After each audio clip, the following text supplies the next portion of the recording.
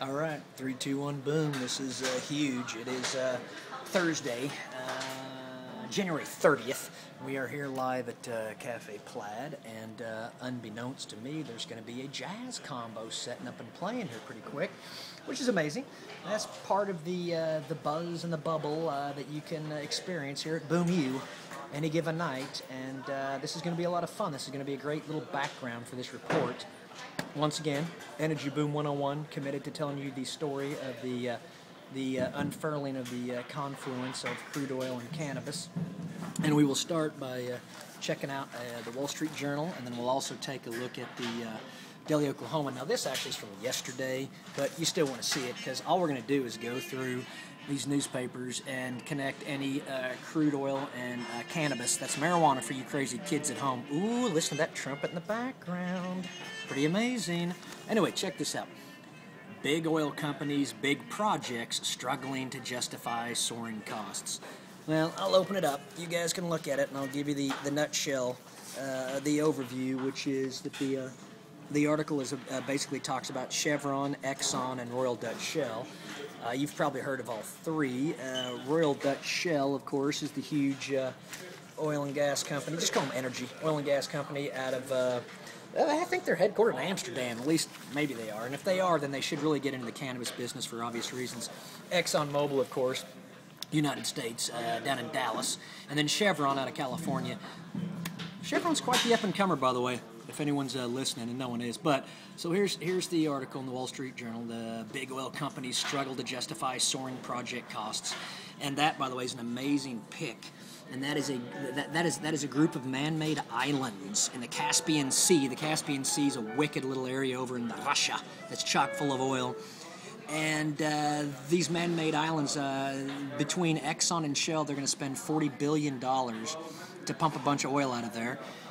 And so this article's just talking about how these enormous projects go up in price and they're risky. But, I think Exxon and Shell and Chevron probably know what they're doing. But even if they do, the game is still a game and some can lose. So that's why investing is, so interesting. And but let me just give you a few quotes from this paper, because this article at least, it'll give you a good idea. As a matter of fact, we could wrap it up with this quote from a gentleman who was leading the Chevron project, and basically what he says is, and I will read it here. These projects are very fragile and they are totally unforgiving. There, wrap it up. You should go read the story yourself. Everyone should go get the Wall Street Journal and read it. But that pretty well wraps up these enormous projects he's talking about that cost, 20, 30, 40 billion dollars. And I quote him again here. These projects are very fragile and they are totally unforgiving. Great quote. Pretty much describes life. So, nice big overview. ExxonMobil, they do everything from drill in Oklahoma to drill from man-made islands in the Caspian Sea. Exxon, from Oklahoma to the Caspian.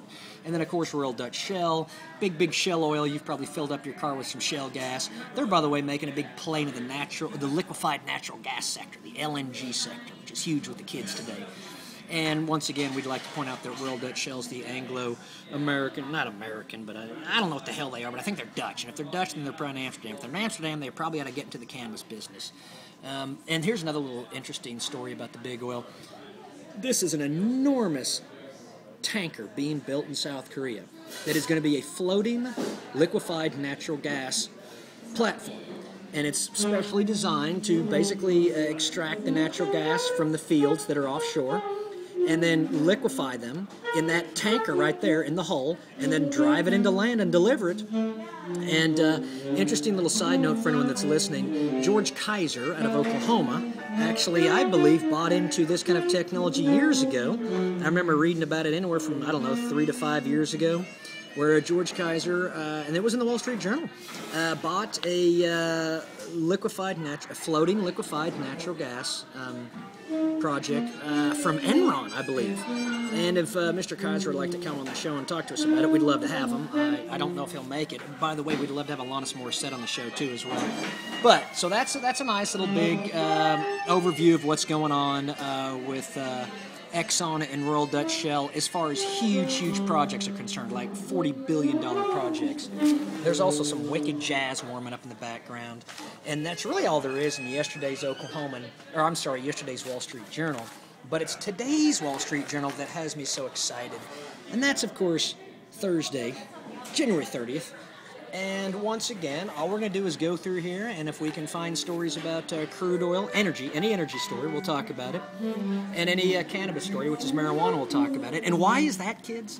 Because here at Energy Boom 101, we want to tell the continuing story of the unfurling of the confluence. We call it the confluence of crude and cannabis. Check it out, folks. It's happening. It's a big boom, and it is two of the many pillars that are building the red, white, and blue renaissance. And speaking of renaissance, I cheated a little bit because I read the Wall Street earlier, but I've got to go straight to a section here and let you know we're getting ready to dedicate this episode as a symphony of shale. We don't know for sure, but we're thinking this may be a symphony of shale just because, if I remember correctly, I saw something in here about our old friend Mr. McClendon, and I would swear to you it's somewhere in this paper. And I'm getting oh so close as the trumpets blare. It's the next section, bear with me. It's going to be a good one.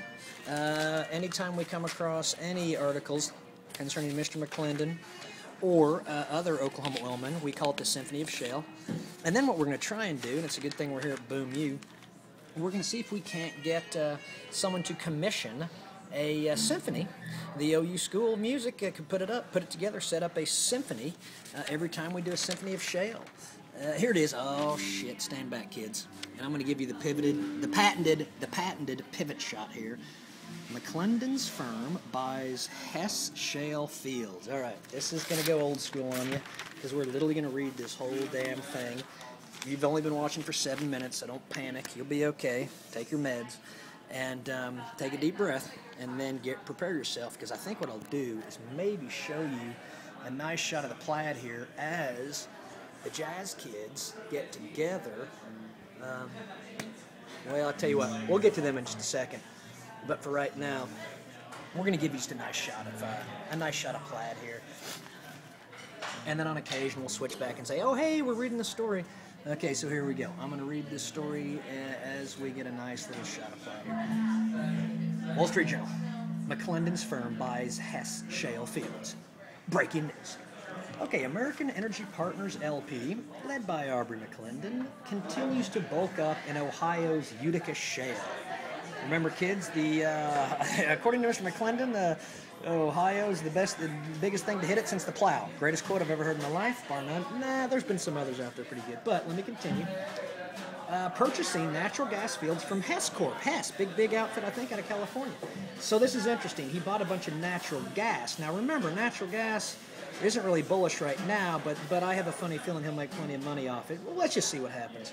By the way, he paid $924 million for it, so a cool $1 billion for natural gas fields. This will be damn interesting, and I'll go ahead and put the wager right now that says he knocks it out of the park. Let's see what happens. Here comes the patented pivot. The patented pivot from the camera. Let's continue the story. Here we go. Hess said Wednesday, Hess being the oil firm, said Wednesday it struck an agreement to sell 74,000 acres. Okay, kids, do the math quick. 924 million divided by 74,000. That gives you an average price of what he got per acre.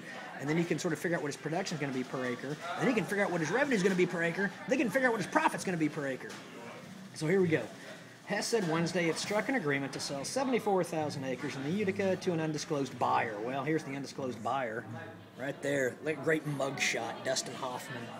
Okay, the company has sold more than $7.8 billion in assets over the past year to raise cash and narrow its focus on growing oil output in the U.S. So here's what Hess is doing.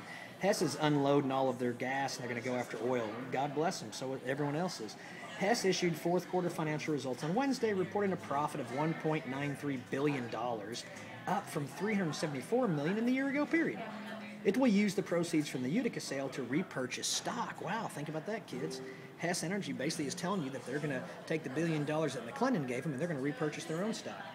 American Energy Partners said on Wednesday that an affiliate had raised $500 million to invest in wells across the country, but a spokesman for the company declined to comment on the Utica deal. Okay, so we know that in addition to this Utica deal, it looks like McClendon's outfit, an affiliate of his outfit, had raised $500 million to invest in wells. You can't keep up with these clowns. You can't keep up with the oil guys. You can't keep up with Wall Street. The best you can do is contain them. So let's, you know what, I'm going to drop down on this article a little while we're reading it, because that's a great mugshot of McClendon, and it sort of looks like Dustin Hoffman. It was a year ago today that Mr. McClendon, then chief executive of Chesapeake, said he was resigning from the company he co-founded. Wow, a year ago today. His ouster came after clashes with the company's largest shareholders over Chesapeake's aggressive capital spending.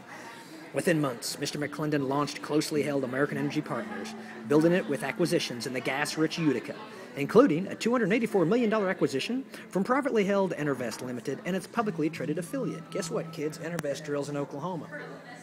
Shocker. American Energy Partners said in October it had raised $1.7 billion in equity and debt led by private equity fund the Energy and Minerals Group. The fund is run by John Raymond, who sits on the board of American Energy's Utica-focused company, as does his father, former ExxonMobil Corp. CEO Lee Raymond. Wow. Big breaking news there. We told you a while ago that Mr. McClendon had put together an outfit that was going to drill in the Utica. That is one of many little places he'll be drilling, and that he'd raised $1.7 billion, and it was led by the Energy and Minerals Group, and we knew at the time that that was Lee Raymond's son, John Raymond, who's on the board, but according to this, his father also sits on the board. Wow. John Raymond's fund also chipped into the latest venture to buy interest in wells across the country. Folks, this is beautiful. And he's just going to knock it out of the park again.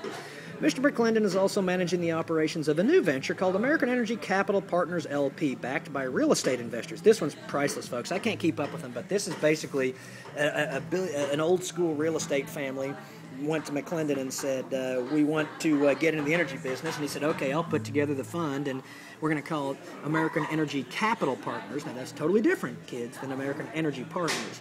This is American Energy Capital Partners. It's backed by real estate investors. And that company said last month it would sell shares to raise up to $2 billion to buy and drill oil and gas prospects across the U.S. Side note, there's an article in Fortune magazine where one of the writers says you'd be completely crazy. Oh, here it goes. Listen to that. We got jazz. This is perfect. We will finish this article on Mr. McClendon with jazz in the background as we let you see. Oh, look at that. That's nice. Okay, so let's finish this. McClendon is also managing the operations of a new venture called American Energy Capital Partners, blah, blah, blah. Hess being the other oil company that McClendon bought the gas from, Hess still has roughly 86,000 acres in the Utica that is drilling in partnership with Consol Energy.